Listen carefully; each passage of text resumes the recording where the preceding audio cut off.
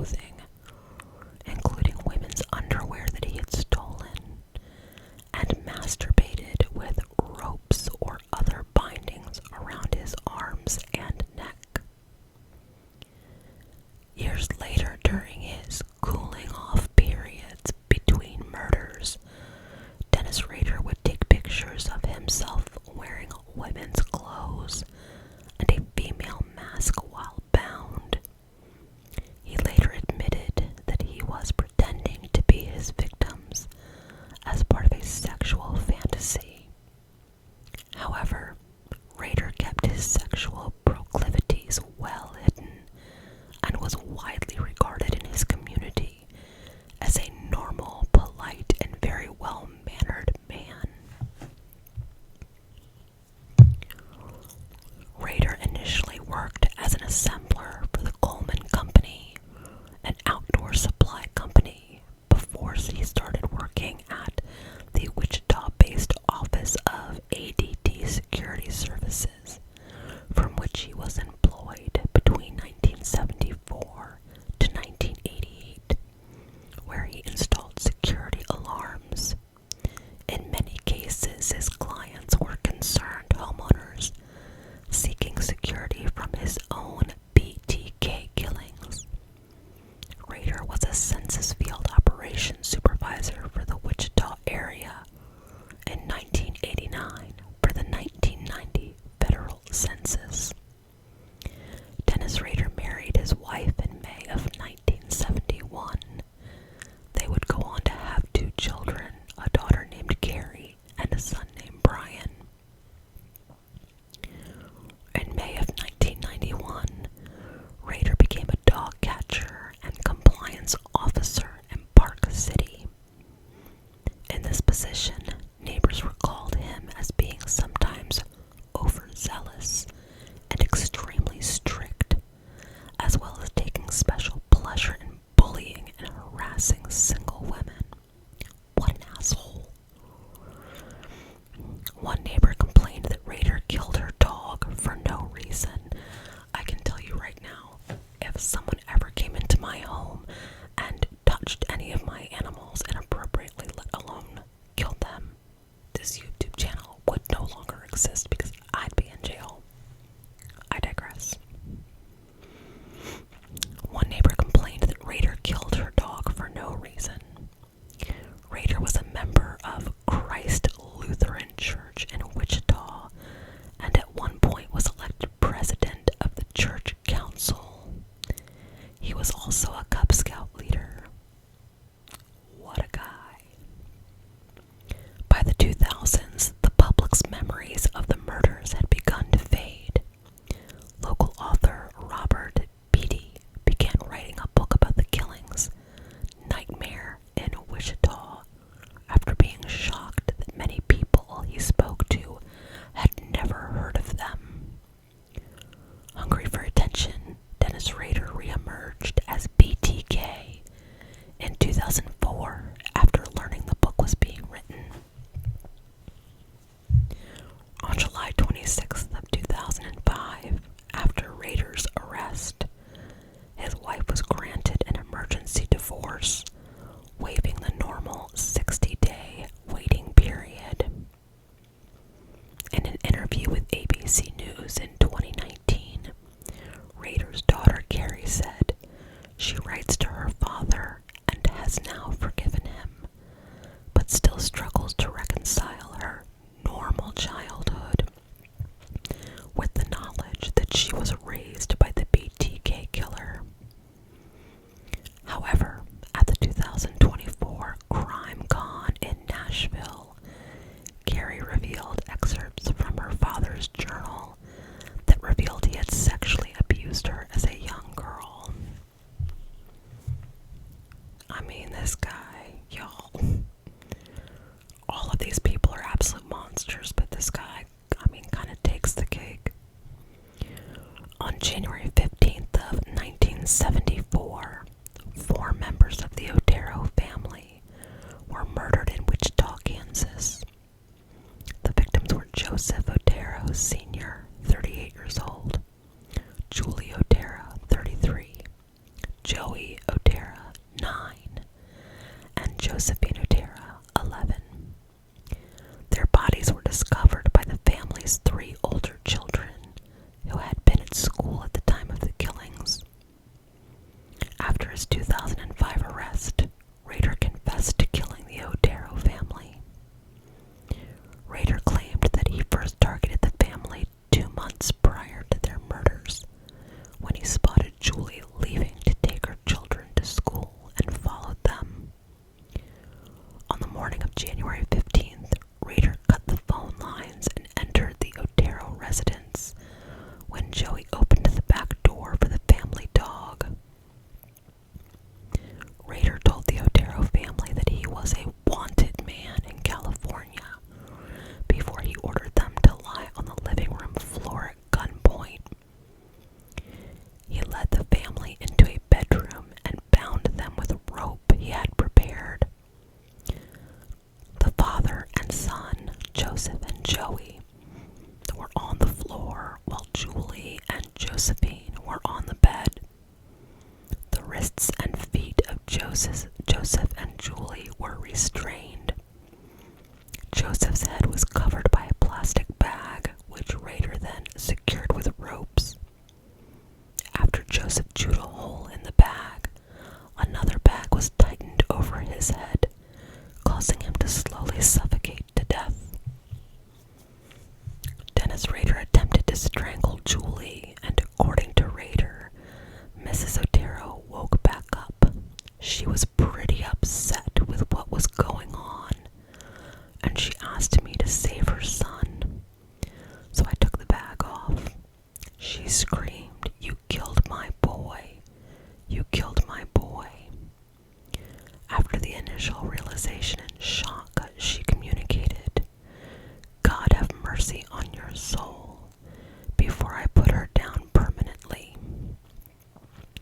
Rader strangled her to death with a rope. With both parents dead, Rader then placed another plastic bag, followed by 2 t-shirts and an additional bag, over Joey's head, watching as he thrashed about and suffocated. Afterward, Rader led Josephine down into the basement, where he hung her with a noose from a pipe. Later, police found Rader's semen near her partially clothed body. Rader eventually wrote a letter that's stashed inside an engineering book in the Wichita Public Library in October of 1974, describing in detail the killing of the Otero family. On April 4th of 1974, Rader broke into the Wichita home of 21-year-old Catherine Doreen Bright through her screen door, but was taken aback to discover her 19-year-old brother Kevin was also present in the property. He transported Catherine to another bedroom and tied her down. After forcing Kevin, who was being held at gunpoint, to restrain his sister with a rope Rader had provided, Rader attempted to strangle Catherine to death before stabbing her 3 times in the back and lower abdomen with a knife when she struggled too much. Kevin was also strangled and shot in the head, but he survived by feigning death and later escaping. On March 17th of 1977, 25-year-old Shirley Relford was found dead in her home in Wichita. Rader was pursuing Relford and located her by following her 5-year-old son to her home. She had not been feeling well, and she sent the boy out for soup. Rader entered their residence and pulled out a handgun from under his jacket, frightening the family. After tying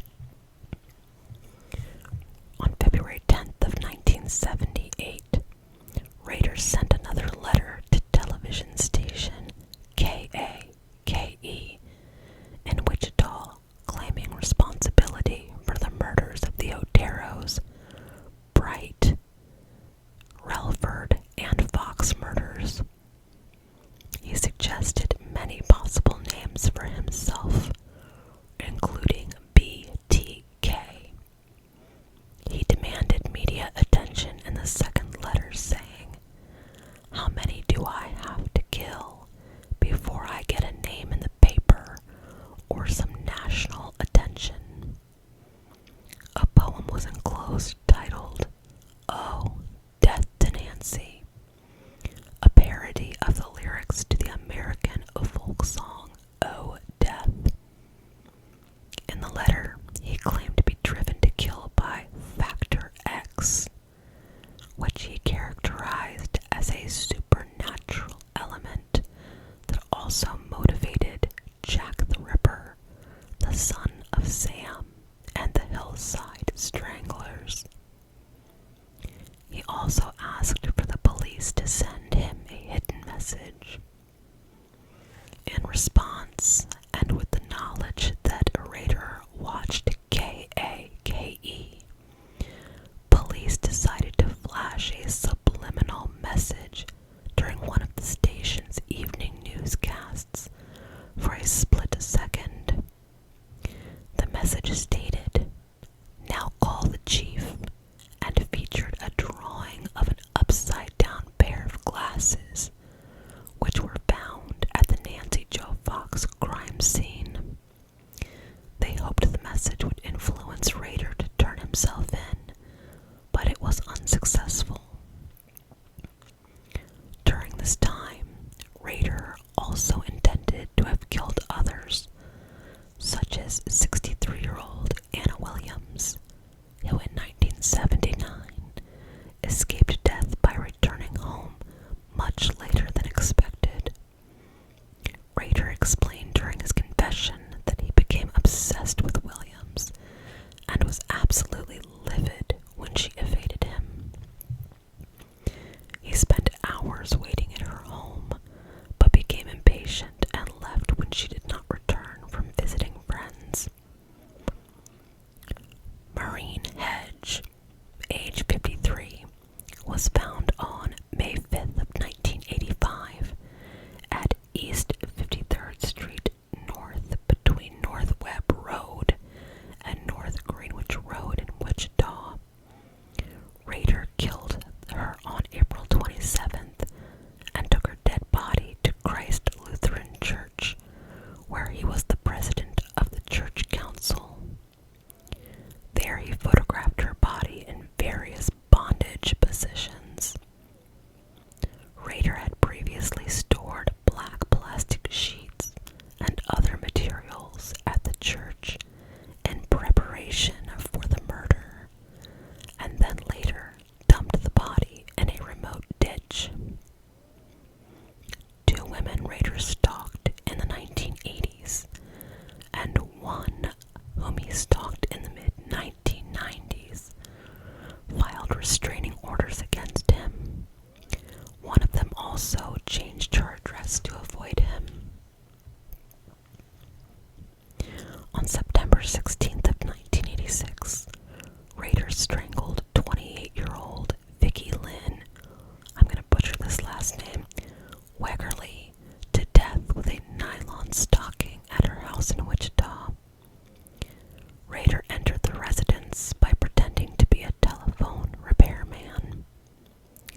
He rearranged her clothes post-mortem, and he took a number of photographs of her nude body.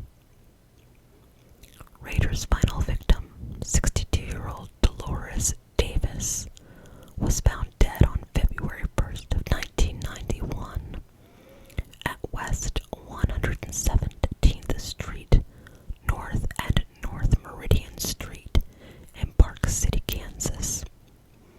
Rader had killed her on January 19th by strangling her with a pair of pantyhose. These are murders that he was suspected of committing. The previous list were his victims that were confirmed. Sorry for not specifying. On August 23rd of 2023, the Associated Press reported that Rader was considered the prime suspect in two further killings in Oklahoma and Missouri. Authorities discovered possible trophies from the victims after launching a search for evidence at his former Kansas home, resulting in the investigation of Rader's potential involvement in additional unsolved disappearances and murders.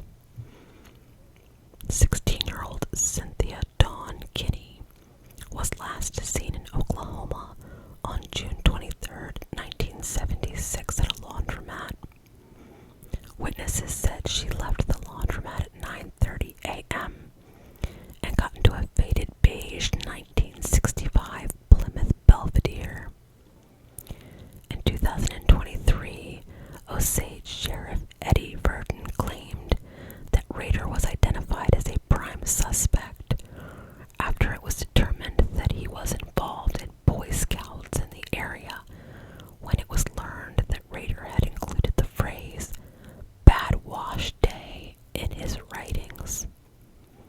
A bank was also having new ADT alarms installed across the street from the laundromat where Kinney went missing.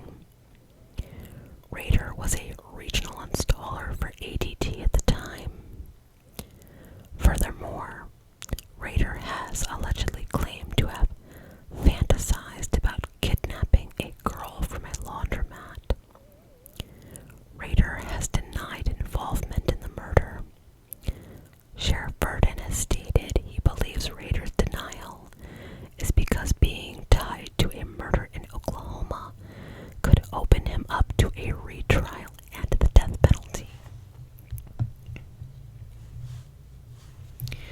By 2004, the investigation of the BTK killer was considered a cold case. Then Rader initiated a series of 11 communications to the local media. This activity led directly to his arrest in February of 2005. In March 2004, the Wichita Eagle received a letter from someone using the name Bill Thomas Gilman. The author of the letter claimed that he had murdered Vicki Wegerly on September 16th of 1986 and enclosed photographs of the crime scene and a photocopy of her driver's license, which had been stolen at the time of the crime. Before this, it had not been definitively established that Wegerly was killed by BTK. DNA collected from under Wegerly's fingernails provided police with previously unknown evidence. They began the DNA testing hundreds of men in an effort to find a serial killer. Altogether, more than 1,300 DNA samples were taken and later destroyed by court order. In May 2004, station KAKE received a letter with chapter headings for the BTK story, fake IDs, and a word puzzle. On June 9th, a package was found taped to a stop sign at the corner of First and Kansas Roads in Wichita. It had graphic descriptions of the Otero murders and a sketch labeled "The Sexual Thrill is My Bill." Also enclosed was a chapter list for a proposed book titled The BTK Story, which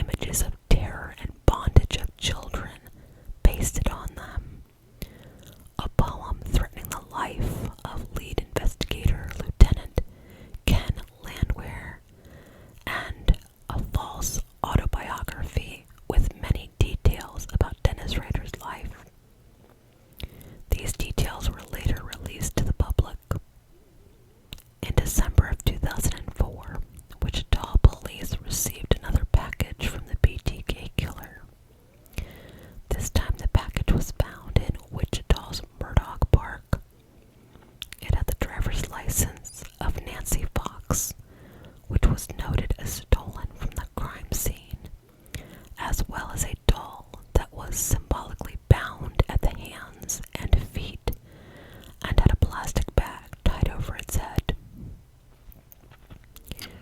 In January of 2005, Rader attempted to leave a cereal box in the bed of a pickup truck in a Home Depot in Wichita, but the box was discarded by the truck's owner.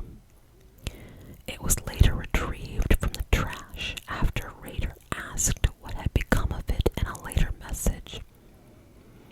Surveillance tape of the parking lot from that date revealed a distant figure driving a black Jeep Cherokee, leaving the box in the pickup. In February of 2005, more postcards were sent to KAKE, and another cereal box left at a rural location was found to contain another bound doll. In his letters to police, Rader asked if his writings, if they were put on a floppy disk, could be traced or not. The police answered his question in a newspaper ad posted in the Wichita Eagle, saying it would be safe to use the disk. On February 16th of 2005, Dennis Rader sent a purple 1.44 megabyte Memorex floppy disk to Fox affiliate KSAS-TV in Wichita. Also enclosed were a letter, a gold-colored necklace with a large medallion, and a photocopy of the cover of Rules of Prey, a 1989 novel by John Sanford about a serial killer.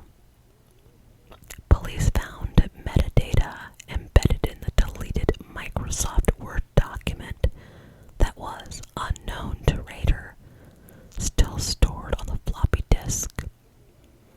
The metadata contained the words Christ Lutheran Church, and the document was marked as last modified by Dennis. An internet search determined that a Dennis Rader was president of the church council. When investigators drove by Rader's house, a black Jeep Cherokee, the type of vehicle seen in the Home Depot surveillance footage, was parked outside. This was strong circumstantial evidence against Dennis Rader, but they needed more direct evidence to detain him. Police obtained a warrant to test a pap smear taken from Rader's daughter at the Kansas State University Medical Clinic. DNA tests showed a familial match between the pap smear and the sample from Wegerle's fingernails.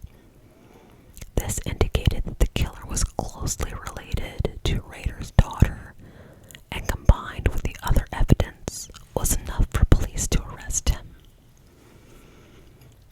Rader was arrested while driving near his home in Park City shortly after noon on February 25th of 2005.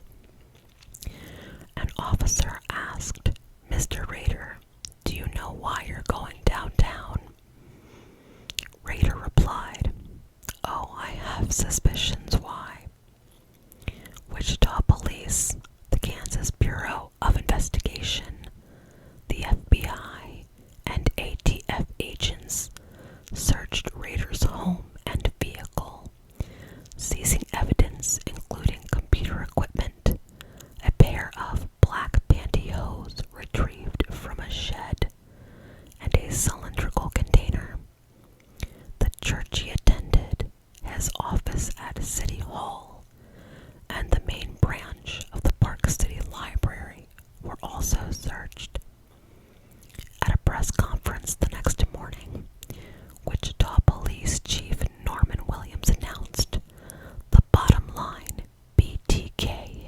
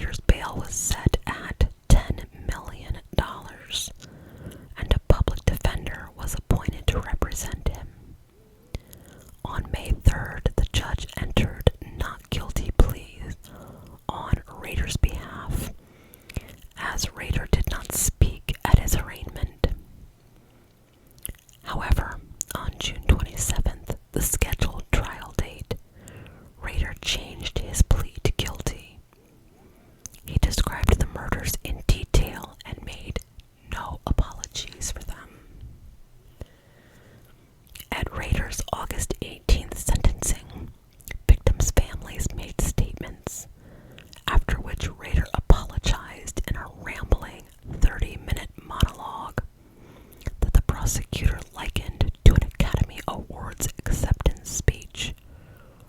His statement has been described as an example of an often observed phenomenon among psychopaths: their inability to understand the emotional content of language. He was sentenced to 10 consecutive life sentences with a minimum of 175 years. Kansas has no death penalty at the time of the murders. On August 19th, he was moved to the El Dorado Correctional Facility. Rader talked about innocuous topics such as the weather during the 40-minute drive to El Dorado, but began to cry when the victim's family's statements from the court proceedings came on the radio. He is now in solitary confinement for his protection. I mean, why though? Why put him in solitary confinement? Let the rest of the inmates have at him. What a piece of shit. Anyway, this will likely continue indefinitely. Beginning in 2006, he was allowed access to television and radio, to read magazines, and other privileges for good behavior.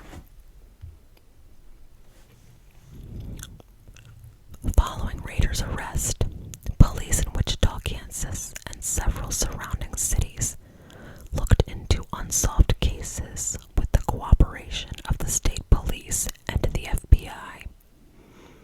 They particularly focused on cases after 1994, when the death penalty was reinstated in Kansas.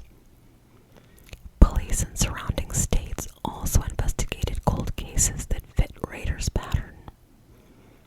After exhaustive investigations, none of these agencies discovered any further murders that could be connected to Rader, supporting early suspicions that Rader would have taken responsibility for any additional murders that he had committed. As a result, the 10 known murders were at that point believed to be the only murders for which Rader was actually responsible.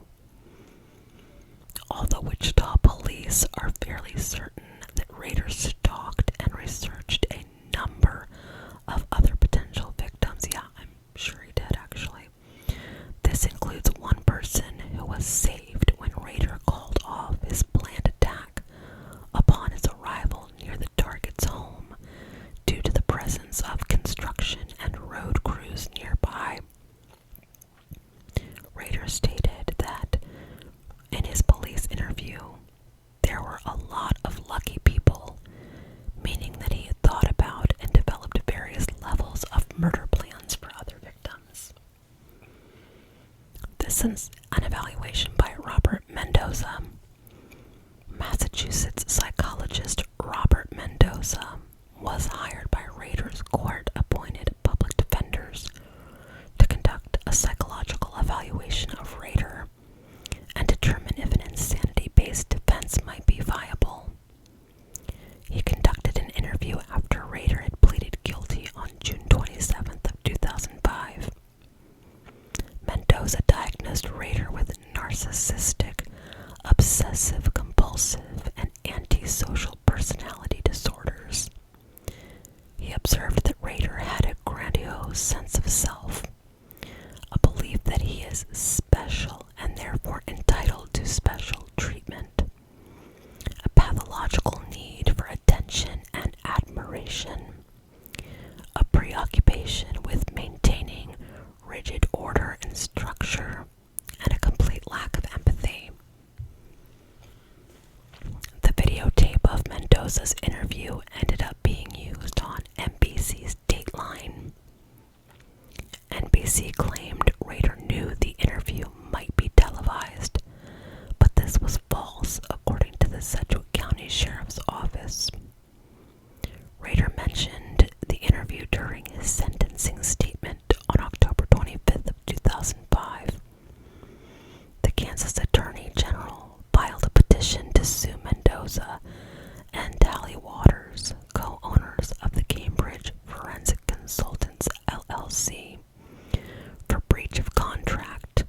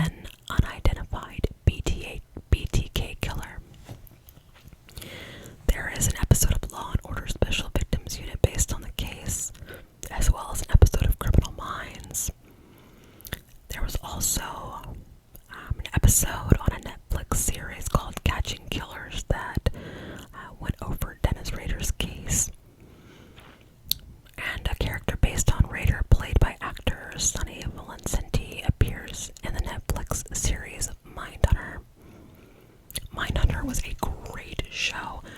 The first season was great. The second season was good. It wasn't quite as good. And I think Netflix is saying that they're going to try and put a third season into the works, but we'll see. But that was a very interesting show. Dennis Rader was a monster. And I know that pretty much everyone we discuss on this channel is a monster. But this guy is like next level, really up there with some of the most horrid people in humanity.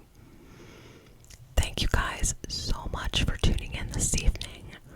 I hope that the video was enjoyable, doing a little bit more talking about, a serial killer this evening.